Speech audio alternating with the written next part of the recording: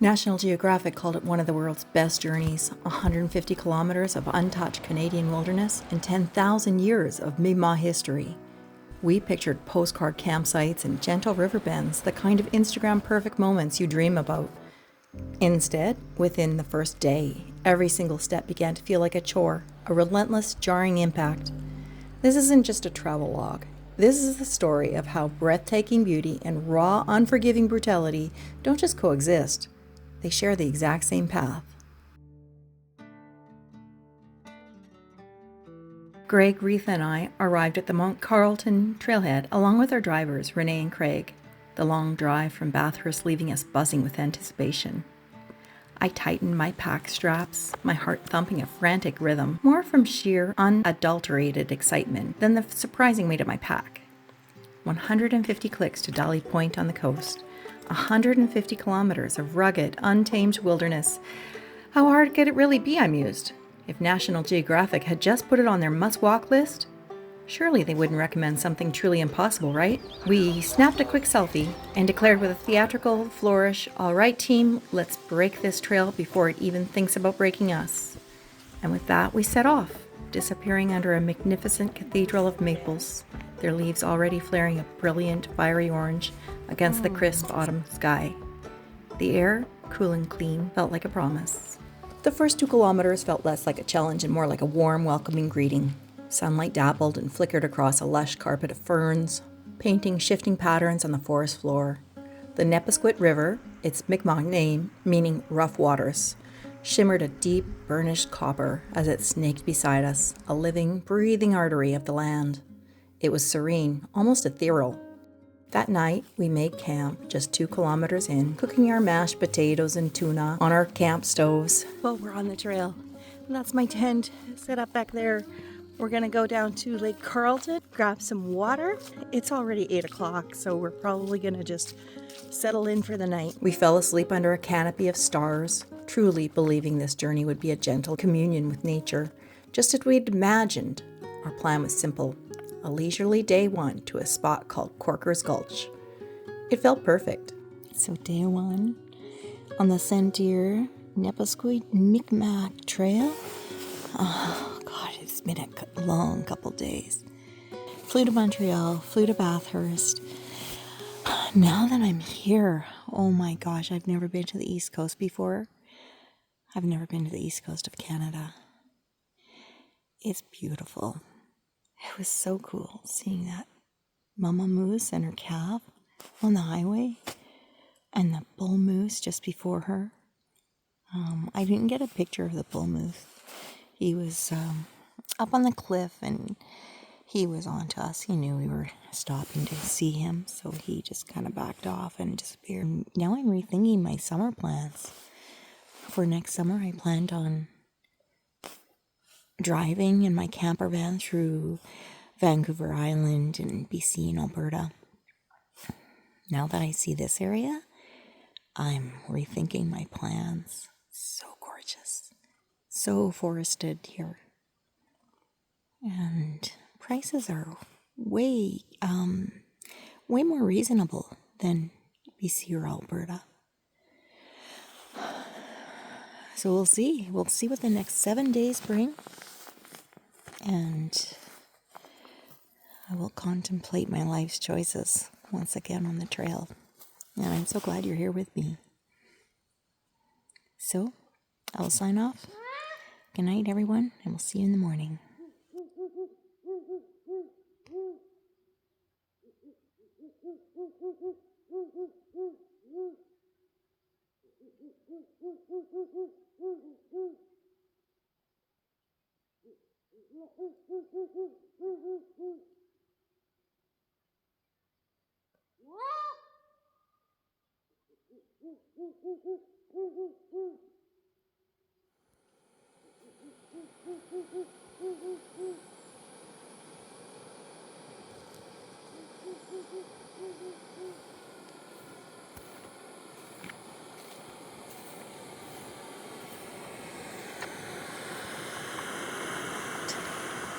There's a slug in my water.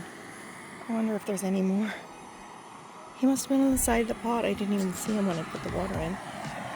Oh my goodness. How am I going to get him out of here? I somehow have lost my spoon. So I'll have to carve me a spoon, I guess, but for now I'll try and eat it. With this, it's just a piece of reed. It's not going to work. You'll find a rock. What a beautiful sunrise this morning. Here it comes. Morning brought a rush of overconfidence. We felt good. Too good. The trail was easy, our spirits were high, and the goal of Corker's Gulch felt unambitious. A quick map check and a burst of hubris changed everything. Why stop there? I asked, voicing what we were all thinking. Popple Depot is only another 4 kilometers. Let's push it. Greg and Retha agreed instantly. The decision was fueled by the morning's deceptive ease, a choice that would redefine our entire understanding of the trail. We packed up, giddy with the prospect of getting ahead of schedule, completely oblivious to the price of our ambition. So it's 11:23. I'm on the Nepisiguit Mi'gmaq Trail, and I'm just past the first suspension bridge. I've decided to kind of push a little further. They stopped back there. He's getting some drone shots and gonna stop for a little snack. I eat on the go, and I prefer it that way. I find if I stop midway during the day, I don't get my legs again, and then I can't go as far. So I usually push on till about 4 or 5 until I'm cooked. And then I sit down, cook my dinner, and then carry on until I find a campsite or until it gets too dark. And so that's what I'm gonna do. All right, this is Corker's Gulch. So this is where Greg and Retha want to camp tonight. We'll see what their legs are like when they get here, though. They might want to come with me to Popple Depot. Popple Depot. Campfire's not allowed here on the trail at all. And there's a little shelter, and it says there's an outhouse. The outhouses here are, oh, you can see it. It's a green throne in the woods. So I'm gonna have my dinner here in this little shelter. Oh, these stairs are sketchy. I don't think I want to step on that first one. Oh, my legs don't have a lot of juice. Little table, cute little benches. We've got places to hang our backpack, a broom. There was a broom in the other one too. Yeah, it looks so clean here. I'm impressed. This is pretty sweet. New Brunswick, this is awesome. The extra kilometers were a brutal awakening. The path, which had been so accommodating, now seemed to actively resist us. My calves, which had started warm and supple, began to ache with a deep, persistent throb. By noon, every rock seemed sharpened on purpose, each one a tiny, pointed dagger aimed directly at our already aching feet. Wow. Greg, usually so boisterous, grew quiet, his good mood evaporating with every upward slope. Retha's easy stride shortened, her face tight with a grimace. The happy chatter of the morning was replaced by the sound of our own heavy breathing and the occasionally muttered curse. Our moods became as sore as our feet. I'm just gonna step right in. It's not deep. Okay, and where to next? That takes me down to the river. Okay, I'm trying to get across here. I've got my trekking pole on. Out now. Let me get up. Oh! Whoa! Holy that's hard to do with the pack on. Okay. But you know what? I have a confession to make, you guys.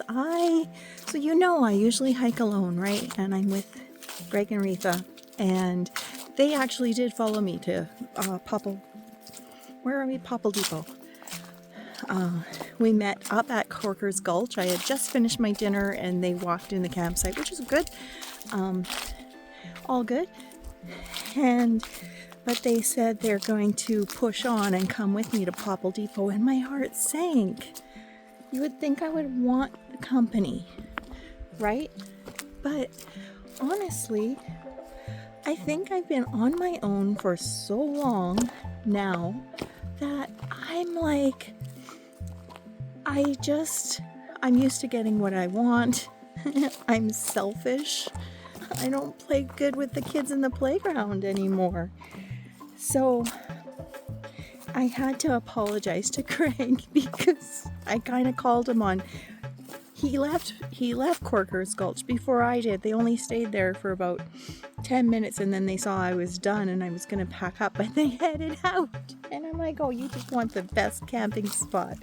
But I called myself out on it and I apologized to Greg. I'm sorry, Greg. I apologize again to you and Retha too. We're here for a good time. We're not here for a long time. And having the company is something that I'm not used to, and I'm going to have to get used to it and not just having my own way all the time. That sounds so selfish. Hate on me in the comments section. Well, that's day 1 of 6 or 7.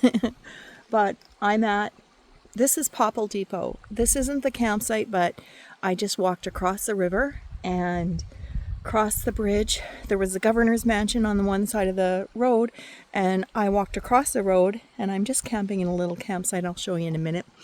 But I came down. I have river access. Like, the river is right here, and it's gorgeous. So I did go for a swim. The shock of the cold was instant, brutal, and utterly glorious, erasing the pain for 30 beautiful, blissful seconds. Tried to dip my hair. I didn't do a very good job. It's freezing cold, and it's only maybe 18 or 17 Celsius, so it's chilly. Like, my fingers are freezing.